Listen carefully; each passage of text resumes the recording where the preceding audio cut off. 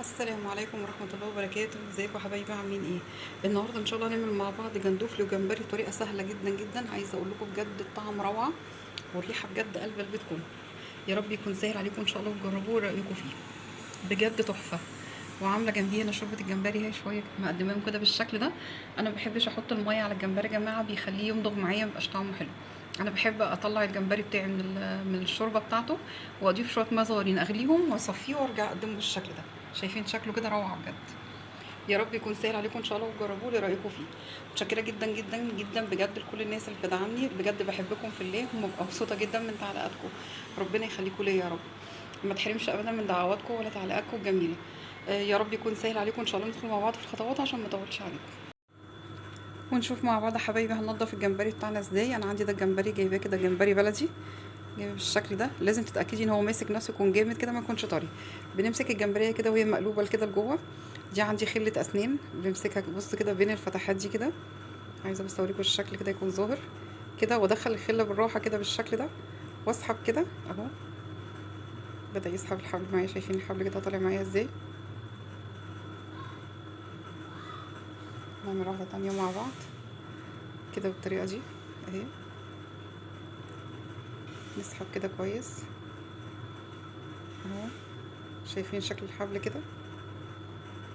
نسحب كده بالراحه اهو،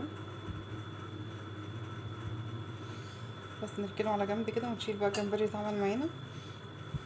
عايزه بس اوريكم طريقه تانية لو انا ما عنديش الخله بتاعه الاسنان هنا بالشوكه دي كده. ناخد بالسن بتاع الشوكه كده بالطريقه دي كده، نسحب برضو اهو. شايفين شكله كده اهو؟ نسحب كده بالراحه. شايفين شكله؟ في بيبقى لونه يعني اسود كده نفس اللون ده كده، وفي بيبقى لونه ابيض شويه. المهم ان انت تسحبي تاكدي انك سحبتي الحبل بتاعه. طبعا ما تحطوش مع بعض عشان ما يتلخبطش. نقليه في طبق تاني كده بالطريقه دي اهي كده، كده بالشكل ده. لو انت حسيتي انك فتحتي واحده ما جاتش هتعملي التانية اهي. بصي كده اهي. بس هكمل بقى الكميه اللي معايا اللي فاضله وارجع لكم. وبنشيل بقى عايزه اقول لكم بس نشيل الشنبات بتاعه الجمبري كده ده، اللي هي الشعر بتاعها ده كده، ونشيله بالطريقه دي. تسحبيه بس كده بيتقطع معاكي بكل سهوله. هكمل بقى الكميه دي وارجع لكم تاني. وكده خلاص نضفنا الجمبري بتاعنا كده كله بالشكل ده. لو انت فتحتي من ناحيه هنا لقيتيها ما جابتش معاكي او الحبل بتاعك اتقطع، افتحي من الناحيه التانية مفيش اي مشكله. بتميليها كده وتفتحي من الحز ده. شايفين كده؟ كده بالطريقه دي. طريقته سهله جدا على فكره، وطبعا بيجيب الحاجه دي غاليه ومكلفه. لو ما تشالش حبل الرمله ده بيبوظ لك الاكله كلها. هنشوف بقى هنعمل مع بعض ايه. نجهز المكونات بتاعتنا ونرجع نكمل مع بعض. وكده حبايبي قطعنا البصله بتاعتنا كده بالشكل ده. هنضيف عليها هنا شويه زيت صغيرين مش كتير، وهنقطع عليها فصين كده توم. عايزه اقول لكم الطريقه دي بحبها جدا، بتبقى طعمها حلو قوي بجد، وبتخلي طعم الجمبري تحفه. هي دي كذا طريقه بس الصراحه الطريقه دي محببه لقلبي يعني زي ما بيقولوا. انا هنا قطعت فصين توم كده بالشكل ده، وهنضيف التوابل بتاعتنا معاها والفلفل الحراق وكل حاجه مع بعضها كده كده بالطريقه دي.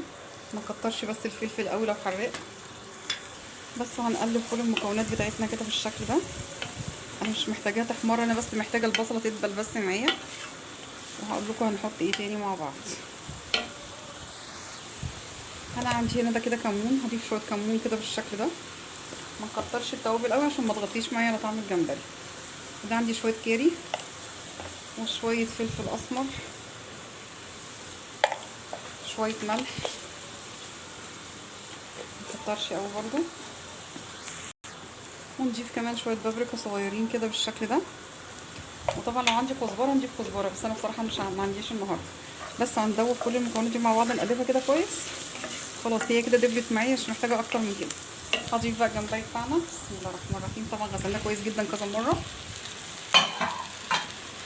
كده بالشكل ده. منقلبش ولا نعمل اي حاجه، بنغطيه بس ونسيبه زي ما هو كده. بس هنرجع نشوف شكله تاني. وده كده حبايبي شكله معايا كده بالشكل ده. شايفين شكله كده عامل ازاي؟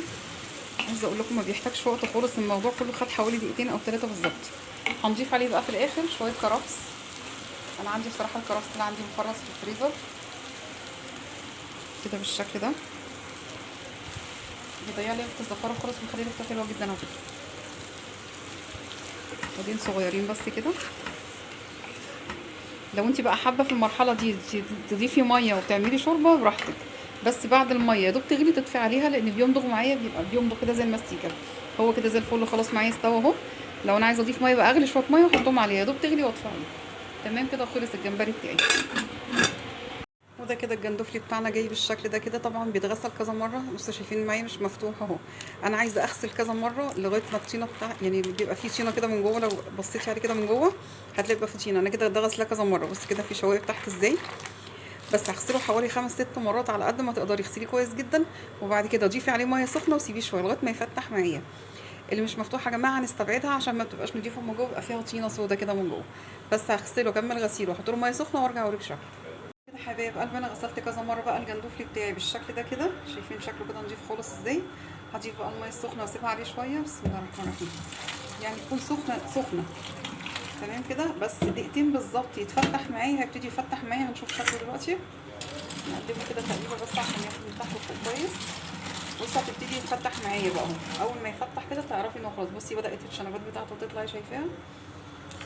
بس بدا يطلع معايا اهو. شايفين الشكل كده عامل ازاي. بص كده كده بدا يفتح معايا. ده تتاكدي كده ان هي نظيفه. بتدخل بقى الميه جوه كويس جدا، بتنضفه من جوه مفيش اي حاجه. اللي تلاقيها مقفوله زي ما اتفقنا تستبعديها خالص ما تحطوهاش معايا. بس هسيبه بقى شويه صغيرين كده بتاع دقيقه كمان ونشيله خالص من الميه. بنفس الطريقه حبايبي اللي عملنا بيها الجمبري هنعمل بقى الجندوفلي بنفس الشكل ده. انا عندي نضفت بصلايه وفصين توم بس صغيرين وشويه زيت، مفيش اكتر من كده. وطبعا هنحط الفلفل. طبعا الفلفل حسب الحاجه، حسب ما انت حابه، عايزاه حراق براحتك، مش عايزاه مفيش مشكله.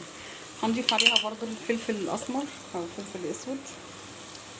نفس المكونات هي مش هنغير فيها اي حاجه. عايزه اقول لكم بتعملوا بنفس الطريقه حلوه جدا. وبرضو زي ما قلت لكم لو عندك كزبره ناشفه بتبقى حلوه. تمام كده. هنحط نفس المكونات كلها تاني ونشوف هنحطهم مع بعض ازاي. وطبعا ما ننساش الملح بتاعنا.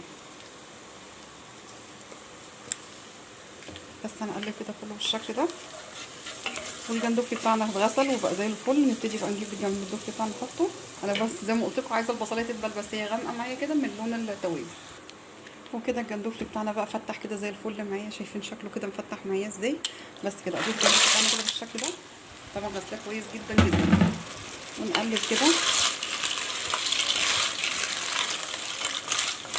بس ما بنعملش اي حاجه بقى غير ان احنا نغطي عليه ونسيبه لغايه ما يستوي. وهنضيف برده الكرفس بتاعنا كده بالشكل ده. طبعا الكرفس لو طازه كمان بيبقى افضل.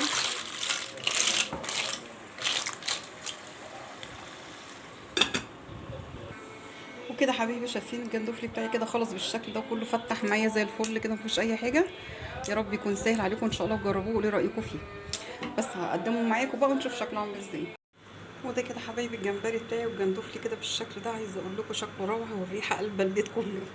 بجد جميل جدا جدا. يا رب يكون سهل عليكم ان شاء الله تجربوه وقولوا رايكم فيه. وما ننساش بقى لايك وشير وفعل الجرس عشان يوصلكم كل الاشعارات ان شاء الله. السلام عليكم.